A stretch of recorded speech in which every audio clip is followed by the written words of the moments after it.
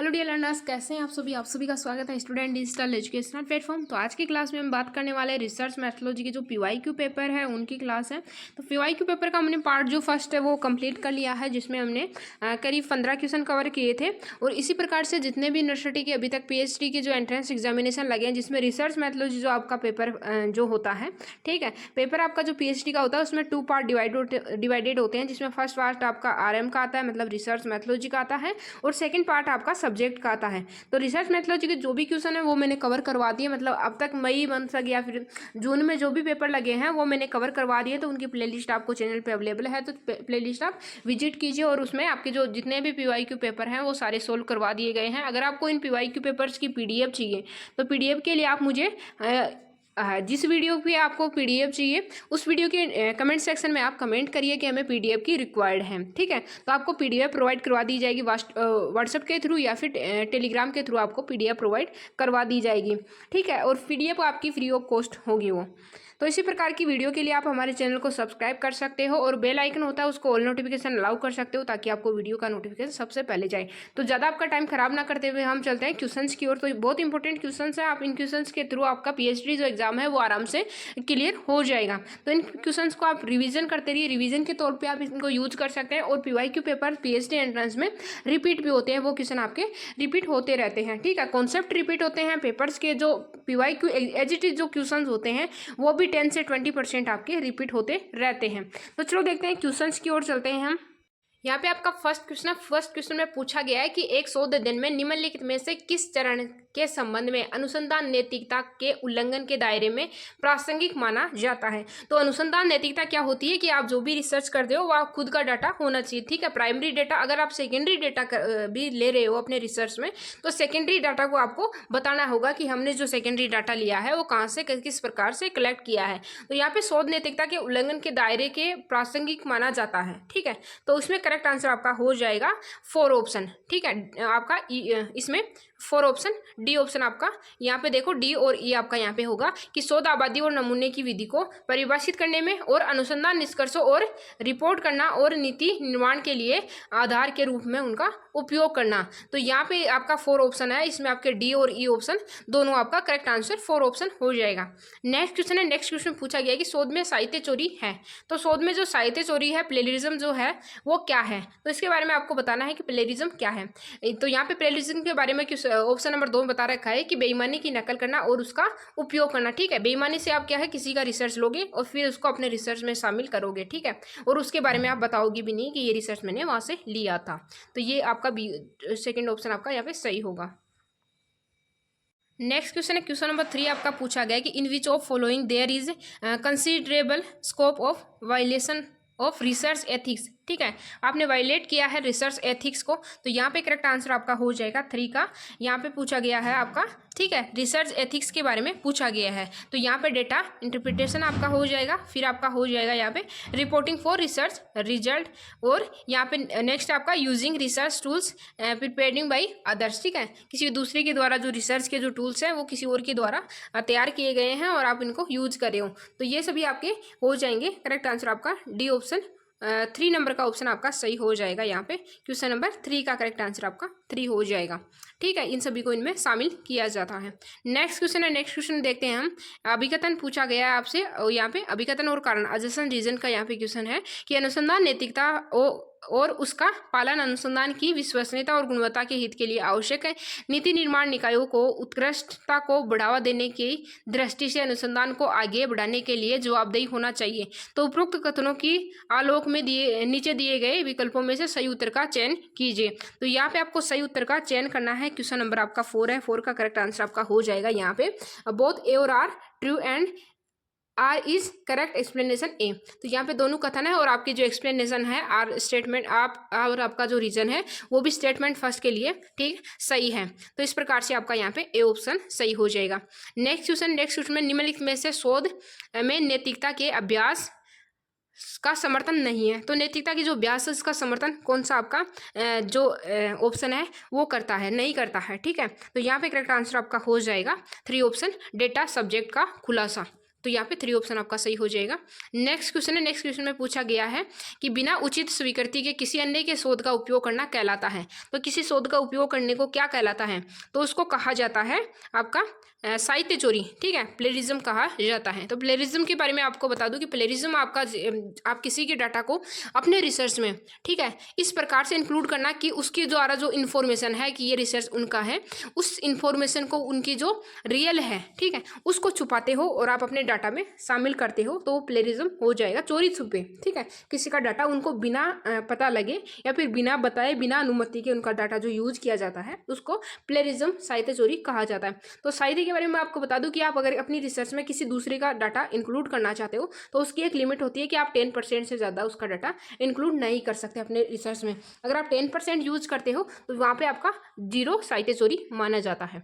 Next question है, question number 7 है, action research means. तो एक्शन रिसर्च आपका किया जाता है जहाँ पे किसी प्रॉब्लम को सॉल्व करना होता है। मान लो कि मेरे पास में मुझे कोई प्रॉब्लम है, ठीक है, या फिर किसी स्टूडेंट को कोई प्रॉब्लम है किसी टॉपिक, किसी कॉन्सेप्ट को समझने में, तो क्लास में अगर स्टूडेंट मौजूद है उसी टाइम उसी प्रॉब्लम को सॉल्व कर दिया जाए तो तुरंत एक्शन लिया जाता है और वहाँ पे उसी प्रॉब्लम को सॉल्व किया जाता है। तो एक्शन रिसर्च का मतलब होता है कि तुरंत, ठीक है, ये research intend to solve an immediate problem, ठीक है, इमीडिएट प्रॉब्लम को सॉल्व किया जाता है। तो 3 ऑप्शन आपका यहाँ पे सही हो जाएगा। नेक्स्ट क्वेश्चन है, क्वेश्चन नंबर 8 नंबर क्वेश्चन में पूछा गया है यहाँ पे कि a reasoning where we start with certain particular statement and conclude with a universal statement is called. तो इसका करेक्ट आंसर आपका हो जाएगा 22 और क्वेश्चन नंबर आपका 8 है। 8 का करेक्ट आंसर आपका हो जाएगा इंडक्टिव रीजनिंग, ठीक है, सेकंड आपका सही हो जाएगा। नेक्स्ट क्वेश्चन है, क्वेश्चन नंबर 9। क्वेश्चन नंबर 9 में क्या पूछा गया है आपका यहाँ पे कि in the process of conducting research formulation of hypothesis is following by.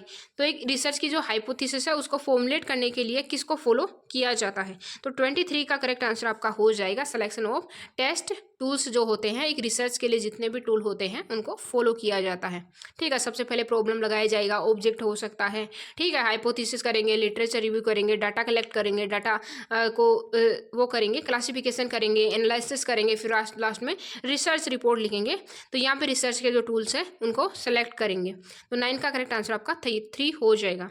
Next question है, क्वेश्चन नंबर 10 में पूछा गया है कि ये research paper is brief report of research work based on. तो एक रिसर्च की जो ब्रीफ रिपोर्ट तैयार की जाती है वो किस पे बेस्ड होती है? तो 24 का यहाँ पे करेक्ट आंसर हो जाएगा क्वेश्चन नंबर 10 का। 3 option both primary and secondary data, ठीक है, तो यहाँ पे करेक्ट आंसर आपका 3 हो जाएगा। नेक्स्ट क्वेश्चन है, क्वेश्चन नंबर 11 नंबर क्वेश्चन में पूछा गया है कि what type of sampling involves some form of random selection so that every member of the sampling frame has an equal non-zero chance of being included in the sampling. तो इसका correct answer आपका हो जाएगा question number 11 का correct answer आपका हो जाएगा probability जो सैम्पलिंग होती है, एक ऑप्शन आपका यहाँ पे सही हो जाएगा।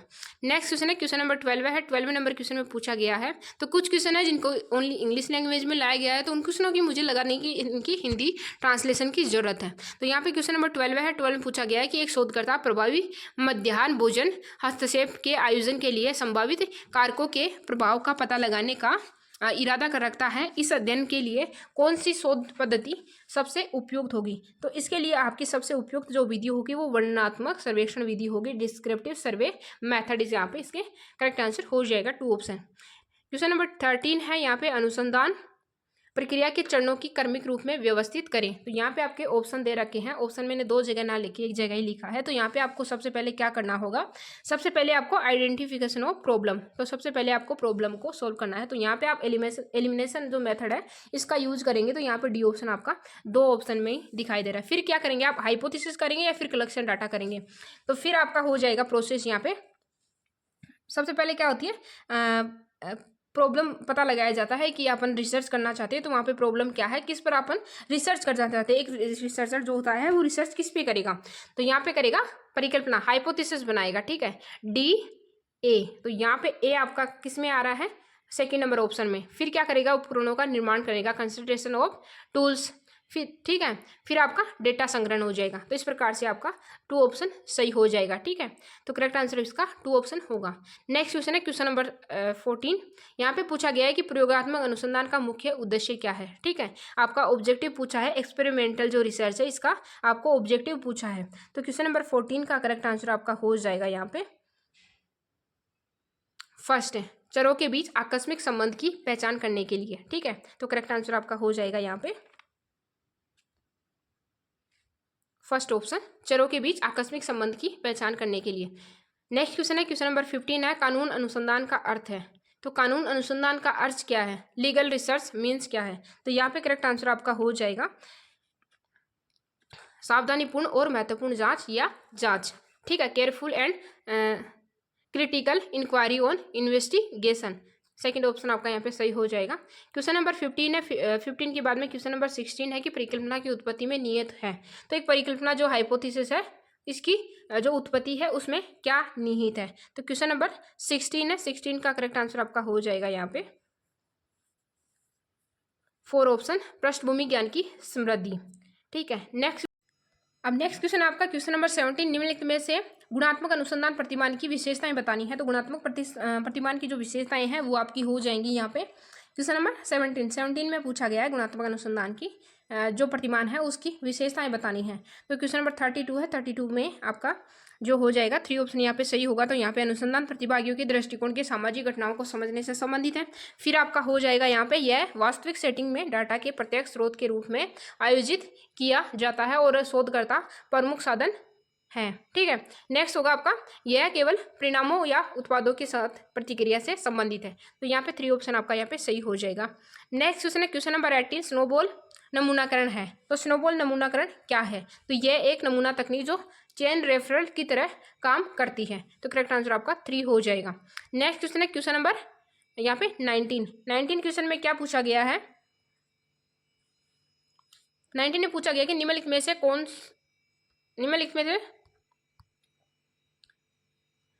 से कौन गुणात्मक शोध की मुख्य विशेषता है। तो गुणात्मक जो शोध है आपका क्वालिटेटिव जो रिसर्च है इसकी आपको विशेषता बतानी है। तो विशेषता में आपकी आ जाएगा यहाँ पे कि सकारात्मक मान्यताओं और डेटा विश्लेषण को हटाता है। तो करेक्ट आंसर आपका ये हो जाएगा एक ऑप्शन।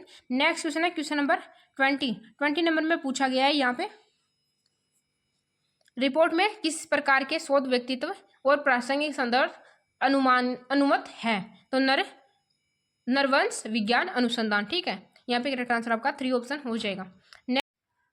आज की क्लास में इतना ही कवर करेंगे। अगर आपको क्लास अच्छी लगती है तो लाइक करिए, शेयर करिए और कमेंट सेक्शन में फीडबैक जरूर प्रोवाइड कराइए ताकि मुझे मोटिवेशन मिले और भी क्लास लाने के लिए। तो thank you, have a great day, bye bye, take care.